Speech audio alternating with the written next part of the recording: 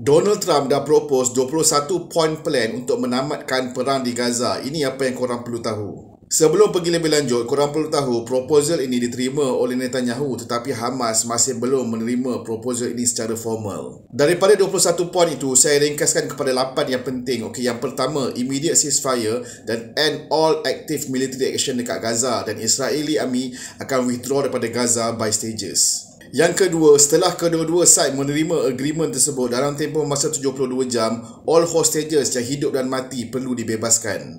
Yang ketiga, Israel akan bebaskan certain Palestinian prisoners, terutama mereka yang ditahan tanpa sebab, in exchange of some hostages. Yang keempat, Hamas tidak terlibat dalam pemerintahan dekat Gaza dan plan itu envision ada small technocratic Palestinian committee ditubuhkan untuk orang Gaza di samping international punya supervision. Yang kelima, diorang nak establish Board of Peace to supervise, in which benda ni di-led by Donald Trump dan other public international figure seperti Tony Blair. Yang keenam, diorang akan benarkan large scale of humanitarian aid dan diorang akan ada plan untuk reconstruction dan redevelopment of Gaza. Yang ketujuh, diorang tidak akan memaksa orang Gaza untuk meninggalkan Gaza dan encourage mereka untuk stay, tetapi sekiranya ada orang Gaza yang mahu meninggalkan Gaza, laluan selamat akan disediakan. Dan yang ke-8, in a longer runs, diorang expected Palestinian Authority untuk take over governance dekat Gaza after all the reforms completed. Certain Arab countries menerima dengan baik ataupun hati yang terbuka dengan rancangan ataupun plan yang diberikan oleh Donald Trump. Tetapi Hamas skeptical dengan apa yang diorang cadangkan ini.